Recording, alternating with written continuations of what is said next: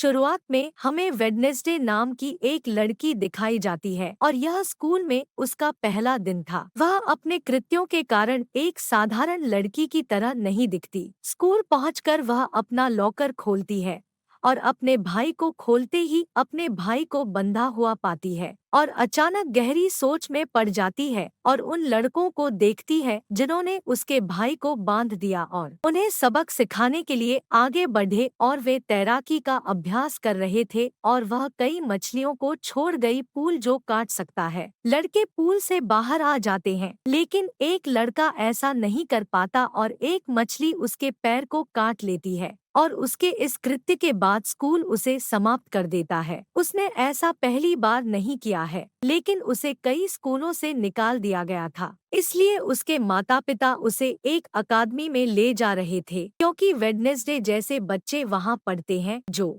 बच्चे अजीब व्यवहार करते हैं और वह ऐसा नहीं करना चाहती। वहाँ जाओ लेकिन उसे अब हमें अकादमी के पास के जंगल का दृश्य देखना है जहाँ एक शिकारी शिकार के लिए आता है। वह जंगल के अंदर चला जाता है और फिर एक जगह बैठकर चाय पीता है। अचानक कुछ उस पर हमला करता है और उसे बेरहमी से खत्म कर देता है। बुधवार और उसके माता पिता अकादमी पहुंचते हैं और प्रिंसिपल के पास जाते हैं। यह प्रिंसिपल भी वेडनेसडे की तरह एक बहिष्कृत था। बहिष्कृत में जलप्रियां, वेयरवुल्व्स, वैम्पायर, चुड़ैलें और जादुई शक्तियों वाले लोग शामिल हैं। इस अकादमी में पढ़ने वाले बच्चों की तरह वेडनेसडे की रूममेट ने अपने कमरे को रंग दिया है लेकिन वेडनेसडे को यह पसंद नहीं है क्योंकि उसे सिर्फ काला रंग पसंद है और वह माहौल देखकर रूखा हो जाती है। फिर उसकी रूममेट उससे पूछती है कि वह क्या है, ठीक है। वह पूछती है कि क्या हुआ। उसके पिता ने जवाब दिया कि मेरी बेटी अजीब और उबाऊ है, बस उसे एक जीवित लाश मानती है। उसके पिता की यह बात सुनकर वेडनेसडे उसे घूरने लगता है। उसकी रूममेट उसे अकादमी दिखा रही थी। इस बीच एक लड़का आता है और उसकी फेसबुक आईडी मांगता है लेकिन वह कहती है कि मुझे कोई भी सोशल मीडिया अकाउंट पसंद नहीं है क्योंकि सोशल मीडिया सिर्फ आपकी हड्डियों को सड़ने की बीमारी और कुछ नहीं। वेडनेसडे जाने से पहले माँ कहती है कि अब तुम कभी नहीं बचोगे लेकिन वह कहती है कि मैं तुमसे वादा करती हूँ कि मैं जल्द ही यहाँ से भाग जाऊंगी। जाते समय उसके पिता वेडनेसडे को जासूसी करने के लिए वहाँ हाथ डालते हैं। जंगल में पुलिस जांच के लिए जाती है और अलग अलग जगहों पर शिकारी के शरीर के टुकड़े मिलते हैं। ऐसा पहली बार नहीं हुआ बल्कि यह तीसरी बार हुआ है कि पास के एकेडमी के जंगल में किसी की मौत हुई है। वेडनेसडे अपने कमरे से सभी रंग बिरंगी चीजों को हटा देती है और अपने रूममेट को कमरे में चुप रहने के लिए कहती है क्योंकि यह उसके लिए एक उपन्यास लिखने का समय है। लेकिन वह एक गाना बजाते हुए नाचने लगती है जिससे वेडनेसडे को गुस्सा आ जाता है और वह उसे इसे रोकने के लिए कहती है और रूममेट अपने पंजे दिखाते हुए उसे डराने लगता है जैसा कि वह एक वेयरवुल्फ थी जिसका मतलब आधा इंसान और आधा भेड़िया था। तब एक शिक्षक आता है जो अच्छा था और उसके स्वागत के लिए वेडनेसडे को एक फूल देता है। अगले दिन वेडनेसडे कहीं जा रहा था और उसके पिता ने जो हाथ गिराया था वह उसे चुपके से देख रहा था। इस बीच एक मूर्ति वेडनेसडे को गिरने वाली थी लेकिन जेवियर नाम का एक लड़का उसे दाईं ओर बचाता है। समय इस हलचल में वह बेहोश हो जाती है लेकिन जब वह उठती है तो वह जेवियर को धन्यवाद देने के बजाय उससे पूछती है कि यह आशा मत करो कि मैं तुम्हारी आभारी रहूंगी क्योंकि तुमने मुझे बचाते हुए गलत किया है। आपने मेरी मौत रोक दी। लेकिन जेवियर कहता है कि मैं आपको तब से जानता हूँ जब हम 10 साल के थे। हम मिले थे, हम खेल रहे थे, फिर मैं एक ताबूत में छिप गया और लोग मुझे आग लगाने वाले थे लेकिन आपने मुझे बचा लिया और आज मैंने आपकी जान बचाई। वेडनेसडे अपने कमरे में आती है और अपने बिस्तर पर कुछ महसूस करती है। जैसे ही वह रजाई हटाती है वह हाथ को देखती है और उसे पकड़ लेती है।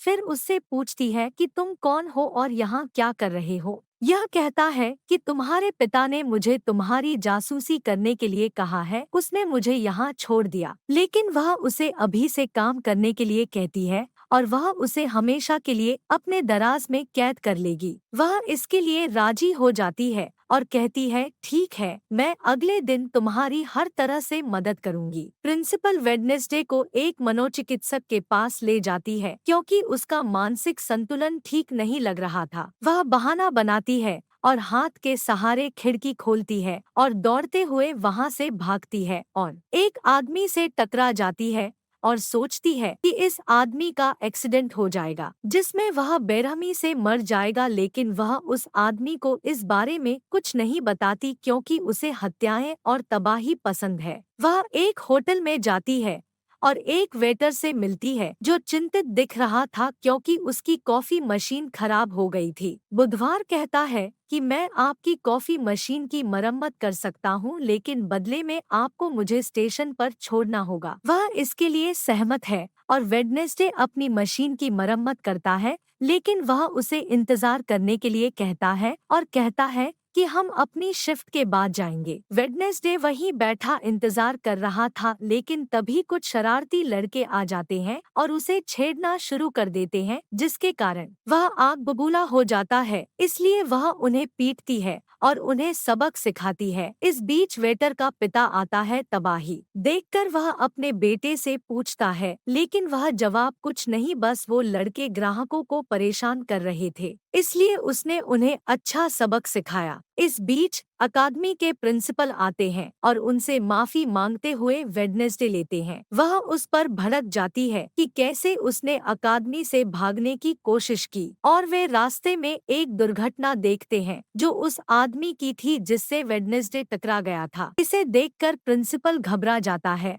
और कहता है कि मैं प्रार्थना करता हूँ कि इस पर ड्राइवर को कुछ न हो। वेडनेसडे कहता है कि वह मर चुका है और उसकी गर्दन भी टूट गई है। वह इसके लिए सहमत है और वेडनेसडे अपनी मशीन की मरम्मत करता है, लेकिन वह उसे इंतजार करने के लिए कहता है और कहता है कि हम अपनी शिफ्ट के बाद जाएंगे। वेडनेसडे वहीं बैठा इंतजार कर रहा था, लेकिन तभी कुछ शरारती लड़के आ जाते हैं और उसे छेड़ना शुरू कर देते हैं, जिसके कारण वह आग बबूला हो जाता है। इसलिए वह उन्हें पीटती है और उन्हें सबक सिखाती है। इस बीच वेटर का पिता आता है। तबाही देखकर वह अपने बेटे से पूछता है, लेकिन वह जवाब कुछ नहीं, बस वो लड़के ग्राहकों को परेशान कर रहे थे, इसलिए उसने उन्हें अच्छा सबक सिखाया। इस बीच अकादमी के प्रिंसिपल आते हैं और उनसे माफी मांगते हुए वेडनेसडे लेते हैं। वह उस पर भड़क जाती है कि कैसे उसने अकादमी से भागने की कोशिश की और वे रास्ते में एक दुर्घटना देखते हैं जो उस आदमी की थी जिससे वेडनेसडे टकरा गया था। इसे देखकर प्रिंसिपल घबरा जाता है और कहता है कि मैं प्रार्थना करता हूँ कि इस पर ड्राइवर को कुछ न हो। वेडनेसडे कहता है कि वह मर चुका है और उसकी गर्दन भी टूट गई है। वेटर आता है और उसके जाने से पहले उपहार के रूप में उसे अपने पिता का पुलिस रिकॉर्ड देता है कि उसने अपने पिता की फाइलों से चोरी की क्योंकि उसके पिता एक पुलिस अधिकारी थे। वह उस लड़के से टकराती है जिसने रिकॉर्ड के साथ जाते समय किताब से पन्ना फाड़ दिया। ठंडा होने के बाद वेडनेसडे उस लड़के की मौत के बारे में सोचती है कि वह थोड़ी देर बाद मर जाएगा। जो भयानक था वह उसके पीछे जाती है और उसे रुकने के लिए कहती है और जंगल में मत जाओ, तुम्हारा जीवन खतरे में है और तुम मर जाओगे। इस बीच वह अपना जादू करता है और उसे एक पेड़ पर रखता है और कहता है कि मुझे नहीं बल्कि तुम खतरे में हो क्योंकि तुम खुद खतरे में हो। मैं लोगों को आपसे बचा रहा हूँ और उस दिन मैं आप पर मूर्ति फेंक देता हूँ।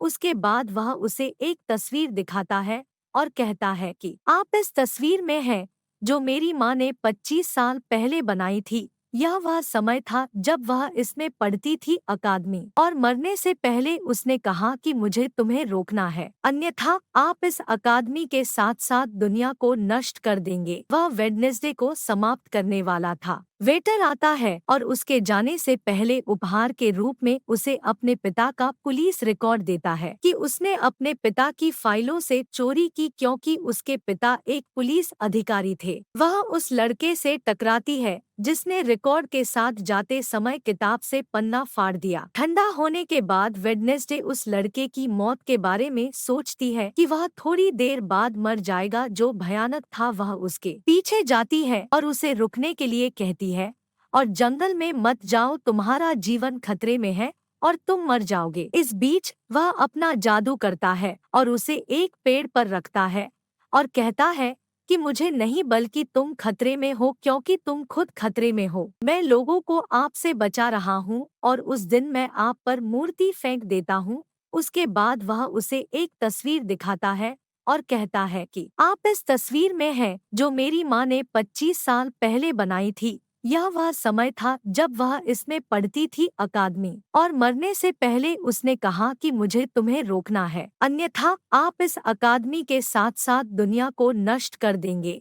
वह वेडनेसडे को समाप्त करने वाला था, लेकिन एक विशाल राक्षस ने उस पर हमला किया और उसे बेरहमी से समाप्त कर दिया। इसके बाद उसके कमरे में वेडनेसडे दिखाया जाता है, क्योंकि उसने वहां से भागने का इरादा छोड़ दिया है। उनके मन में कई सवाल थे कि आखिर वह इस दुनिया के लिए खतरा कैसे है और उस राक्षस ने उसे क्यों बचाया। उसके पिता के खिलाफ एक पुलिस रिपोर्ट थी जिसमें उस पर एक हत्या का आरोप लगाया गया था। अगले दिन पुलिस अधिकारी आता है क्योंकि वेडनेसडे ने बताया कि उसने उस अजनबी लड़के की मौत देखी, लेकिन पुलिस को कोई सबूत या शव नहीं मिला। इसलिए वे वेडनेसडे से पूछते हैं कि वह रात में जंगल में क्या कर रही थी। वह कहती है कि मैंने उस लड़के को जंगल में जाते हुए देखा और जब मैंने उसका पीछा किया तो मैंने देखा कि एक राक्षस उसे खत्म कर रहा है। इसके बाद मैं बेहोश हो जाता हूँ और प्रिंसिपल तुरंत कहते हैं कि लड़के की हत्या नहीं हुई है बल्कि वह यहाँ से भाग गया है। इसलिए आपको वेडनेसडे की बातों पर विश्वास नहीं करना चाहिए, क्योंकि वह अक्सर उन फिट से गुजरती है जो हम उसे इलाज दे रहे हैं और वह जल्द ही ठीक हो जाएगी। वह अधिकारी से कहती है कि जंगल में कोई है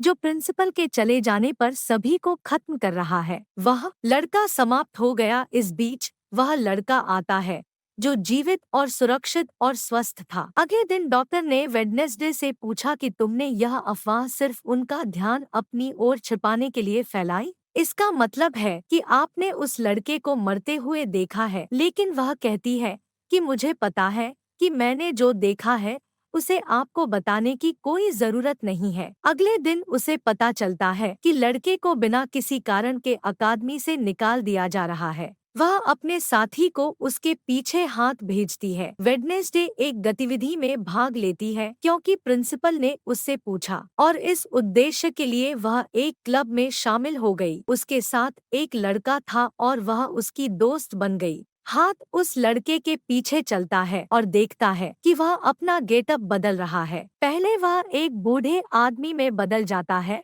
और फिर अकादमी के प्रिंसिपल। इसके बाद हाथ वेडनेसडे को यह बताता है। क्लास शुरू होने वाली थी और जेवियर उसे अपने पास वाली सीट पर बैठने के लिए कहता है, इसलिए वह उसके साथ बैठ जाती है। जेवियर एक मकड़ी का चित्र बना रहा था और फिर उसे अपने जादू से पुनर्जीवित करता है, लेकिन वेडनेसडे एक झटके में उसे समाप्त कर देता है और उसकी राख उड़ा देता है। फिर एक लड़की और वेडनेसडे के बीच बहस हुई क्योंकि वे दोनों एक दूसरे को पसंद नहीं करते हैं, और इसके बाद वेडनेसडे अपनी रूममेट को उसके बजाय क्लब में भेजती है जहां वह वे गतिविधि का अभ्यास कर रही थी। वह अकेले राक्षस का पता लगाने के लिए पास की अकादमी के जंगल में जाती है। बुधवार को उस अजनबी लड़के का टूटा हुआ चश्मा मिल जाता है जिस लड़के को उसने राक्षस से मरते हुए देखा था। जैसे ही वह उसे छूती है उसे एक किताब दिखाई देती है और वह उसे खोजने के लिए पुस्तकालय में जाती है, लेकिन वहां उसे ऐसी कोई किताब नहीं मिली और वह चुपके से जेवियर्स के कमरे में चली गई क्योंकि वह लड़का और जेवियर उसी में रहते हैं। वही कमरा और वेडनेसडे और हाथ किताब ढूंढ रहे थे। जेवियर आता है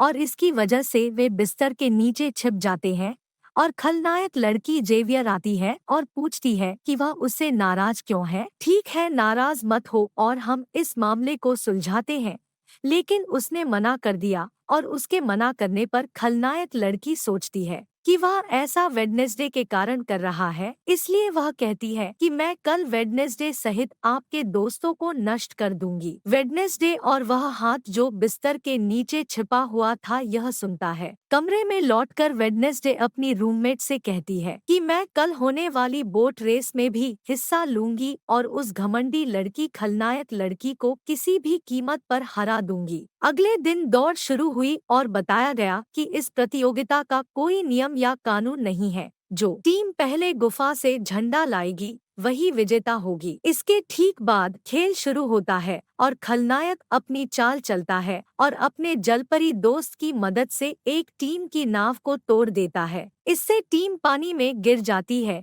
और जब जलपरी वेडनेसडे की नाव पर आ रही थी तो इससे पहले ही हाथ ने उसे जाल में फंसा लिया और केवल 3 टीमें ही किनारे पर पहुंच पाई। जब वे सभी गुफा में झंडा लाने जाते हैं तो वेडनेसडे अपने पंजे से जोकर की नाव में छेद कर देता है। बुधवार सबके साथ झंडा लेकर आ रहा था, लेकिन वह सोच में पड़ जाती है जिसमें उसे अपनी जैसी लड़की दिखाई देती है और उसके हाथ में एक किताब होती है। अपने होश में आने के बाद वह झंडे के साथ निकल जाती है। जोकर की नाव एक छेद के कारण डूब जाती है और जलपरी फिर से वेडनेसडे की नाव पर हमला करती है, लेकिन हाथ पानी में चलते समय जलपरी को जोर से घूंसा मारता है। वेडनेसडे अपनी नाव से कई तीर निकालते समय विलेन की नाव में छेद कर देता है, जिससे उसकी नाव डूब गई। वेडनेसडे की टीम इस रेस को जीत जाती है और 4 साल में पहली बार ऐसा होता है कि किसी ने विलेन को मात दी हो, इसलिए वह अब रात में उग्र हो जाती है।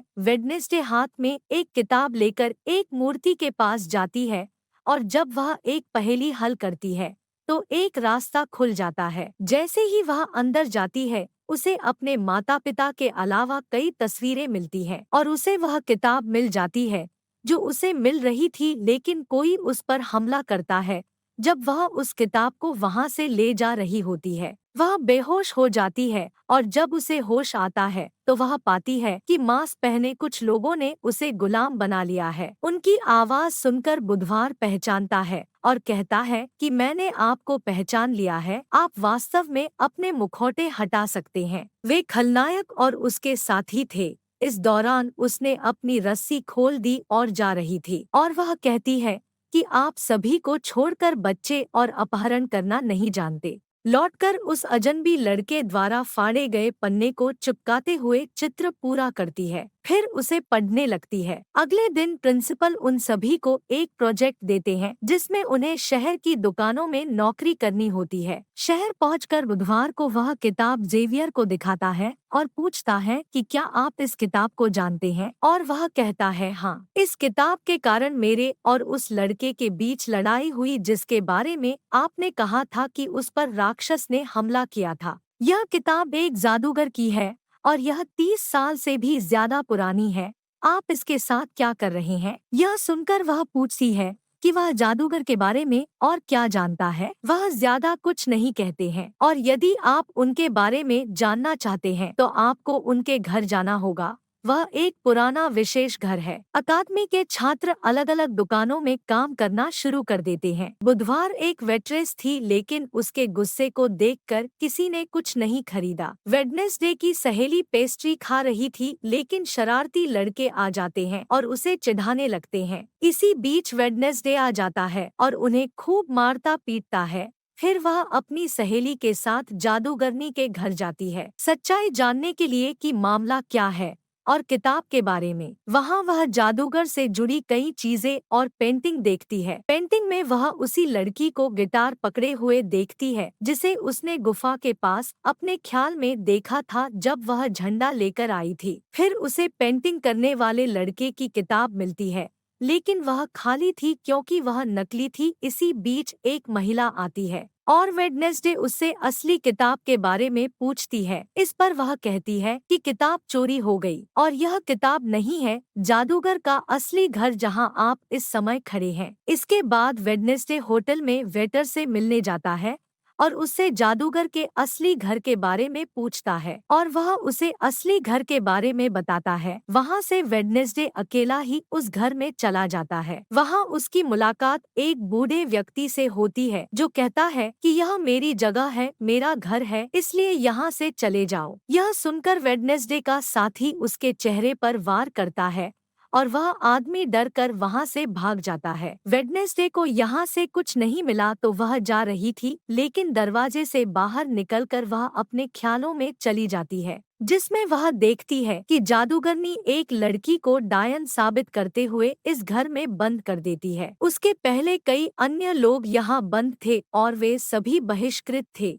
कुछ वेयरवुम्स, जलप्रिया और चुड़ैलें थी और जादूगर उन्हें शैतान मानता है। उन सभी को घर में बंद करने के बाद उसने घर में आग लगा दी। जिस लड़की को जादूगर ने डायन साबित कर दिया था, उसने अपनी माँ को छुड़ाने की कोशिश की, लेकिन ऐसा नहीं हो सका क्योंकि सभी जंजीरों के सहारे जमीन से बंधे हुए थे। केवल वह लड़की आजाद थी, इसलिए उसे तहखाने से भागना पड़ा। इसके बाद उस क्रूर जादूगर ने सभी बहिष्कृत लोगों को आग लगा दी और लड़की वेडनेसडे के पास आती है और कहती है कि वह बहुत क्रूर है और हम सभी को खत्म कर देगा। इस बीच जादूगर आ जाता है और वेडनेसडे उससे डर जाता है और वर्तमान समय में वापस आ जाता है। अपने होश में आकर वह हाथ से कहती है कि मैंने उस लड़की को देखा है, उसने मुझसे बात भी की है और मुझे लगता है कि वह मेरा परिवार है सदस्य। तभी जंगल का राक्षस आता है और घर पर हमला करता है, लेकिन वेडनेसडे को देखकर वहां से भाग जाता है। वेडनेसडे और हाथ उसका पीछा करते हैं, लेकिन वे देखते हैं कि अगले दिन राक्षस पैरों के निशान मानव पैरों के निशान में बदल जाते हैं। जादूगर की मूर्ति को सम्मान के संकेत के रूप में रखा जाएगा क्योंकि नागरिक उन्हें अपना नायक मानते हैं।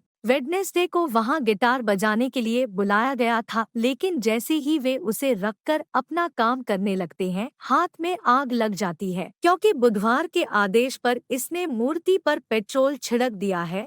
सभी लोग वहां से भागकर देखते हैं, आग। वेडनेसडे अभी भी बैठी थी और गिटार बजा रही थी और मूर्ति को जलता देखकर खुश हो रही थी। अब प्रमुख संदिग्ध वेडनेसडे, लेकिन उसके खिलाफ उसके पास कोई सबूत नहीं है। जादूगर का पुराना घर जिसमें वह गई थी, जहां वह बूढ़ा था, वह अभी भी वही था, लेकिन राक्षस आता है और बूढ़े पर हमला करता है। मरते समय बूढ़ा अपने कैमरे में उस राक्षस की 2-3 तस्वीरें क्लिक करता है। पुलिस तुरंत जांच करने पहुंचती है और उस बूढ़े व्यक्ति के कैमरे से राक्षस की तस्वीर भी मिल जाती है। अगले दिन हाथ मोर के कैमरे पर कुछ रखता है ताकि कोई यह न देख सके कि यह क्या करेगा। यह दरवाजा खोलता है और वेडनेसडे अंदर आता है और वह बूढ़े आदमी के घावों को देखने के लिए यहाँ आई है, जिसे राक्षस ने समाप्त कर दिया था, और वह बूढ़े व्यक्ति के शव को देखते हुए सभी डेटा को याद करती है। हाथ उसकी एक फाइल बना रहा था। इस बीच डॉक्टर पुलिस अधिकारी के साथ आता है और वेडनेसडे एक डिब्बे में छिपने के लिए सोता है, लेकिन डॉक्टर बॉक्स को खुला पाता है और तुरंत उसकी जांच करता है। वह वेडनेसडे को वहीं पड़ा देखता है और महसूस करता है कि यह भी एक लाश है, इसलिए वह बॉक्स बंद करते हुए निकल जाता है। जब उसे लेने के लिए हाथ आता है तो वह कहती है, मुझे तंग मत करो, मुझे और सोने दो क्योंकि मुझे मजा आ रहा है। इसके बाद उसे अपनी जांच से पता चलता है कि वास्तव में वह राक्षस शरीर के अंगों को इकट्ठा कर रहा है।